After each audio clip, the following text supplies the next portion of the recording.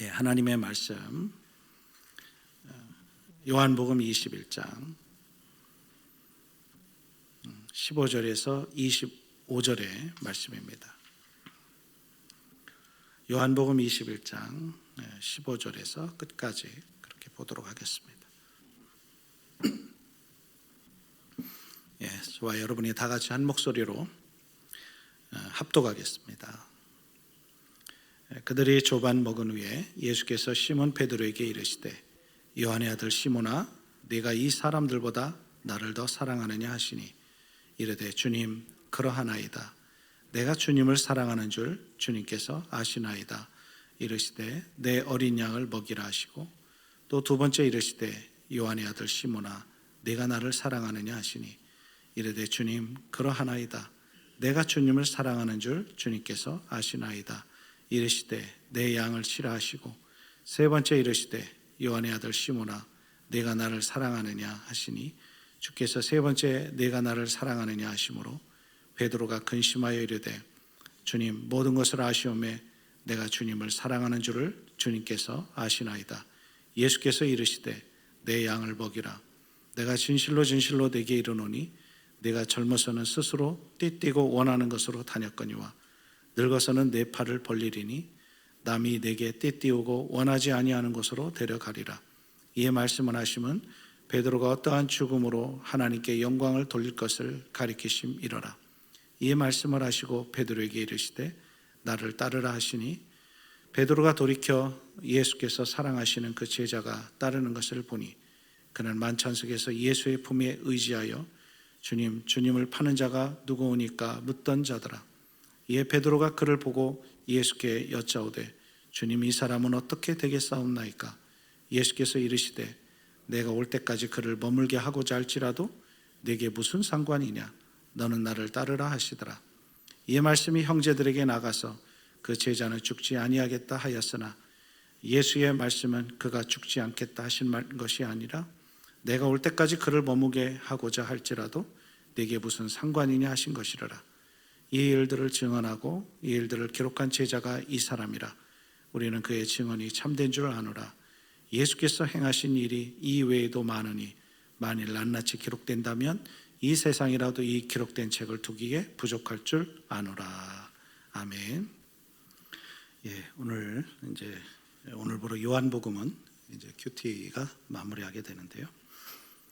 오늘 본문에서 예수님은 실패를 경험한 베드로에게 부활하신 후 찾아오시는 장면입니다.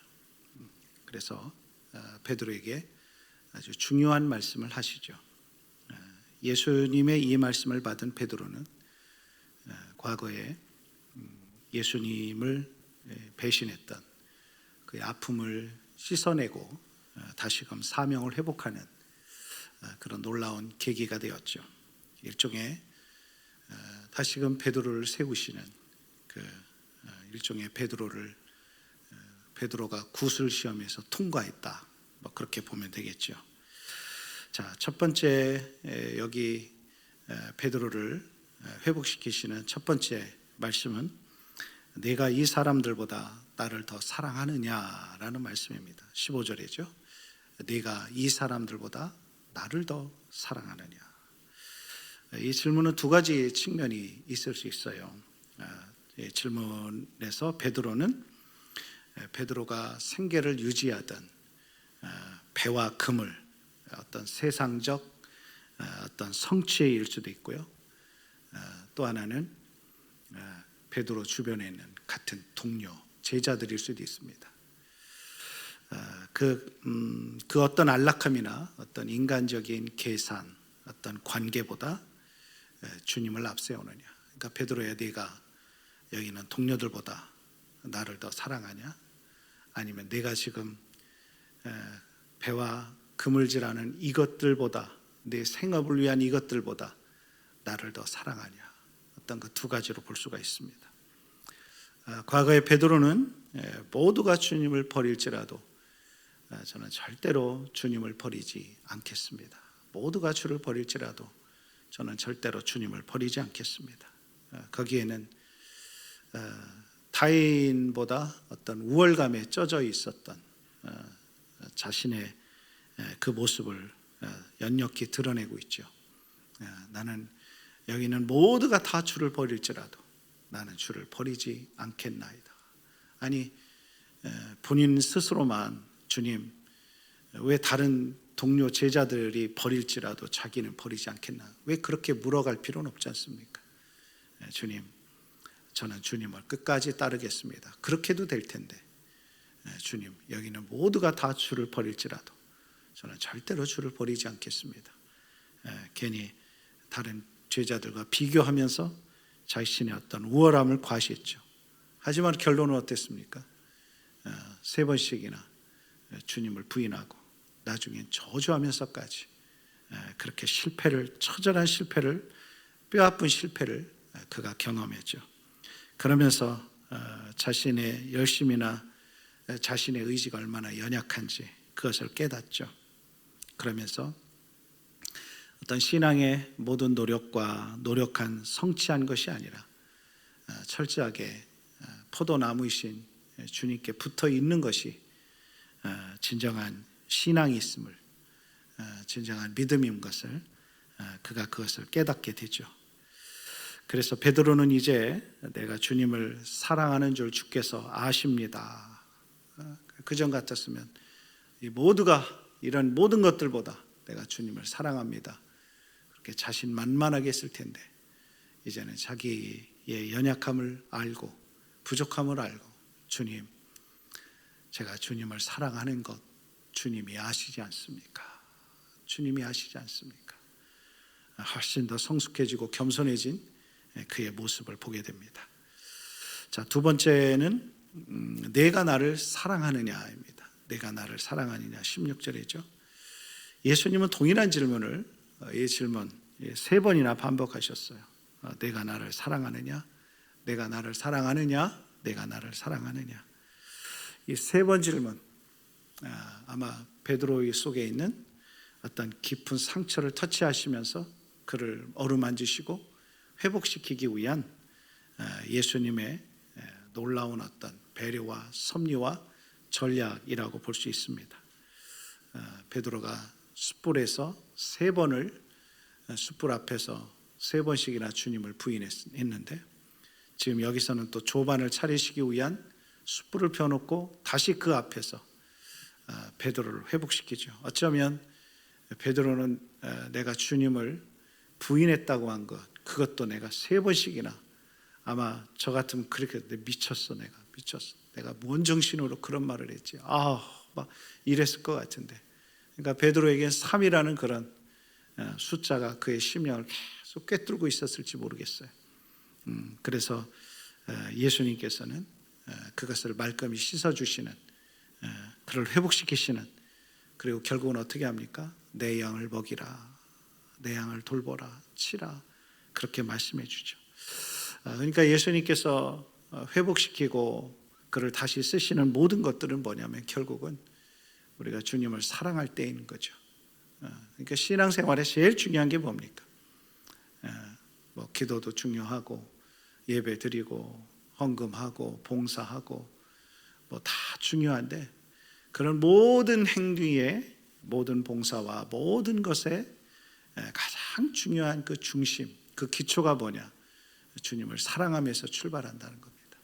우리 기도도 주님을 사랑하니까 하는 거고, 새벽에 나와서 이렇게 하는 것도 주님을 사랑하니까 하는 거고, 예배 드리는 것도 주님을 사랑하기 때문에 하는 거 아닙니까? 주님을 사랑하면 예배가 지겹지가 않고 기쁨이고요, 주님을 사랑하면 주님 앞에 엎드리는 기도 시간도 즐거운 거고, 주님을 사랑하면 말씀 보는 것도 즐겁고, 주님을 사랑할 땐 봉사하는 것도 즐겁고, 주님을 사랑할 때는 이런 것들이 다 자발적으로 움직여지는 거예요. 그래서 은혜, 사랑은 자발적 행동을 가져오고, 율법은 마지못해 억지로 두려움에서 출발하죠. 그러니까 이제 새로운 시대, 주님 은혜의 시대에 내가 나를 사랑하느냐, 이제 사랑에서 출발한다는 것을 예수님께서 베드로의 질문에게 하심으로써 보여주고 있는 거죠. 그러니까 모든 구약의 율법을 완성하시고 이제는 은혜의 시대의 초래 시작되었음을 알려주시면서 내가 나를 사랑하느냐. 이것은 오늘 모든 그리스도인들에게 동일한 질문입니다. 아무개야, 내가 나를 사랑하느냐? 내가 나를 사랑해서 출발하느냐? 내가 나를 사랑하니까 시작하는 거냐? 모든 동일한 질문이 우리 모두에게 적용되는 줄 믿습니다. 그래서 저와 여러분이 주님을 사랑하면서 모든 것이 시작되고 진행될 수 있기를 축복합니다. 세 번째 말씀은 늙어서는 내 팔을 벌리리니. 여기 18절이죠. 늙어서는 내 팔을 벌리리니. 여기 보니까 젊어서와 늙어서라는 단어가 대조합니다. 그러니까 과거의 베드로는 자신의 욕망과 어떤 본능에 따라 움직였죠. 그래서 주님을 3년 6개월 동안 주님을 함께 따라다니고 함께 했지만 오히려 주님의 고난을 가로막는, 누가 더 높은지 다투며 주님을 자신의 어떤 뜻을 이루는데 사용하려고 했죠. 그러나 늙어서는 단순히 여기서 나이가 듦이 아니라 영적으로 성숙함을 말합니다. 영적으로 성숙해짐을 말하죠. 그러니까 주님은 베드로가 장차 성령에 붙들려서 그가 어떤 존재로 쓰임받게 될 것인지를 알게 되었죠. 그래서 그리고 또 성령의 인도함에 따라 그의 인생의 마지막 노년이 어떻게 될 것인지를 말씀해 주신 겁니다. 그래서 내가 늙어서는 내 뜻대로 내 마음대로 사는 것이 아니라 내가 이끌림을 받을 것이다. 끌려다님을 받을 것이다. 그래서 사실 우리가 익히 알고 있는 내용이지만 외경과 전승에 따르면 베드로는 죽음의 위협 앞에서도 도망치지 않고 다시 로마를 피하다가 다시 로마로 들어가서 나는 예수님과 똑같은 방법으로 십자가에 죽을 수는 없다. 그래서 거꾸로 매달려 순교했다고 전해지지 않습니까? 그러니까 우리의 신앙에 성숙한다는 것은 뭘까요? 신앙에 성숙하기 전에는 내 마음대로 내 의지대로 내가 하고 싶은 대로 그런 마음이 하는 거죠. 그러나 성숙해진다는 것, 신앙이 자란다는 것, 그것은 내가 원하지 않는 상황이나 환경일지라도 주님의 뜻과 주님의 섭리를 찾고 주님을 따라가는 거죠. 그러니까 젊어서는 내 마음대로 내가 계획대로 하려고 그래요. 그러니까 신앙이 성숙해지면서 우리는 점점 주님의 뜻에 따라가고 주님의 섭리에 나를 올려놓고 주님의 인도하심에 내가 그 위에 서 있는, 따라가는 그런 모습이 되는 것이죠. 오늘 저와 여러분의 신앙이 젊어서는 신앙이라기보다는 점점 우리의 신앙이 늙어서는 성숙해져서는 그런 신앙으로 자랄 수 있기를 축복합니다. 마지막 네 번째 말씀은 내게 무슨 상관이냐, 너는 나를 따르라. 22절의 말씀이죠. 내게 무슨 상관이냐, 너는 내게 따르라. 사명을 받은 베드로는 아마 곁에 있는 요한을 보며 이 사람은 어떻게 되겠사옵나이까 이렇게 질문하죠. 아마 이는 우리 안에 뿌리 깊은 어떤 비교 의식을 이렇게 대변한다고 볼 수 있습니다. 아마 베드로는 은연중에 요한과 라이벌 의식을 가졌던 것 같아요. 요한과 라이벌 의식. 그래서 어떤 의식이나 어떤 보상 심리 이런 것들이 있었던 것 같습니다. 우리도 보면 어떻습니까? 다른 사람, 타인의 십자가는 왠지 가볍게 보여요. 가볍게 보이고 짧게 보이고 아름답게 보이고 귀하게 보이는데 유독 내가 진 십자가는 더 무겁게 느껴지고 거칠게 느껴지고 고통스럽게만 느껴진다 이 말이죠. 그래서 이런 모든 것이 다 어디에 있어요? 비교의식에서 오는 거거든요. 그래서 C.S. 루이스가 한 말이 교만과 우울은 모두 타인과 비교해서 시작된다. 그런 말을 했어요. 그러니까 비교하지 않으면 교만도 안 생기고, 그리고 비교하지 않으면 열등감이나 우울감도 내게 생기지 않는다는 거예요. 타인과 비교했을 때 내가 좀 괜찮은 것 같다. 그런 교만이 생기는 거고, 타인과 비교했을 때 나는 형편없는 인간이네. 갑자기 우울감과 열등감이 생기는 거죠. 그래서 모든 교만과 우울은 타인과의 비교에서 시작된다. 이때 예수님은 요한의 운명이 베드로 너와 무슨 상관이냐 이 말이죠. 너는 너고 요한은 요한이라는 거죠. 우리는 흔히 다른 사람과 많이 비교해요. 비교하는 게 뭐예요? 전에는 이랬는데 이번은 이렇고, 누구는 이랬는데 나는 이렇고, 우리 많이 좀 비교하면서 우리의 약함을 그렇게 열등감에 때로는 교만에 빠집니다. 그러니까 베드로는 설교와 목자로 하나님 앞에 부름을 받았다면, 요한은 저술가와 어떤 통찰가로 그렇게 부름을 받았습니다. 요한복음 또한 요한서 1, 2, 3 그 다음에 요한계시록 그렇게 기록하지 않습니까? 중요한 것은 남보다 많이 받았느냐가 아니라, 얼마나 받았느냐가 아니라 내게 주신 분량을 우리가 충성스럽게 감당해가는 것, 여러분 그게 중요한 거죠. 그러니까 요한은 베드로가 될 수가 없고, 베드로도 요한이 될 수가 없습니다. 요한은 요한 나는 대로 부르신 거고, 베드로는 베드로 나름대로 하나님이 부르신 겁니다. 저는 손병덕입니다. 제가 조영기 목사님이 될 수 없고, 이동훈 목사님이 될 수 없고, 김장한 목사님이 될 수 없고, 이 시대의 기라상 같은 다른 목사가 아닙니다. 하나님이 저를 부르실 때는 손병덕이라고 하는 저만의 그것으로 부르신 거죠. 그러니까 저는 저에게 맞게 저에 있는 것으로 하나님 앞에 기쁘고 즐겁게 영광을 돌리면 되는 거죠. 그러니까 우리는 누구와 비교함으로써 교만에 빠질 필요도 없고 또 열등감에 젖을 필요도 없습니다. 그냥 저는 저예요. 예수님이 저에 있는 모습 그대로 부르시는 거죠. 그리고 너는 너답게 나를 따라오라는 거죠. 오늘 여러분들도 마찬가지입니다. 아무개 성도와 결코 비교할 필요도 없고요. 누구와 비교할 필요도 없고, 우리는 우리고 나는 나죠. 그래서 하나님 앞에 그 마음으로 살아가는 게 중요합니다. 그리고 오늘 베드로에게 너 요한과 네가 무슨 상관이냐? 그러면서 한마디 중요한 말씀을 하십니다. 너는 나를 따르라. 여러분 이게 중요한 거예요. 너는 나를 따르라. 이 말은 뭐예요? 너는 나를 따르라. 이 말은 예수님이 내가 내 인생에 앞장서서 가겠다. 너는 나를 따르라는 거죠. 그러니까 예수님이 우리에게 따르라고 한 것은 내가 내 인생에 앞장서서 가겠다는 거예요. 내가 너의 인생의 앞에서 갈 테니 너는 나를 따르라. 그렇습니다. 우리의 모든 비교의 대상은 사람과 그 무엇도 아니고요. 우리는 늘 예수님과 대면해야 될 줄로 믿습니다. 예수님과 비교해야 우리가 교만해지지도 않고 우울해지지도 않는 거예요.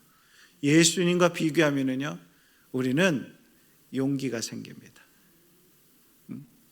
자신감이 생기고, 예수님과 비교하면 힘이 생겨요. 믿음이 생겨요. 그 예수님을 우리가 따라갈 때 우리는 끝까지 늙어서의 사명을 완수할 때까지 주님을 따라가게 됨을 믿으시기 바랍니다. 주님을 따라감에 있어 그 모든 동기는 사랑입니다. 주님을 사랑함으로 우리보다 앞서 행하시는 주님을 따라가는 저와 여러분 되시기를 축복합니다. 기도하겠습니다. 살아계신 하나님 아버지, 주님을 사랑합니다. 사랑함으로 오늘도 주님을 따라가고 내일도 주님을 따라가고 우리의 신앙에 성숙해져서 주님 오라 부르시는 그날까지 주님을 따라가는 우리 모든 성도들 되게 하여 주시옵소서. 지금은 우리 주 예수 그리스도의 은혜와 하나님 아버지의 그 크신 사랑하심과 성령 하나님의 감화 감동 내주 교통하여 주심이 주님을 사랑함으로 따라가는 삶을 살기로 결심한 모든 우리 성도들 위해 함께 하시기를 간절히 축원하옵나이다. 아멘.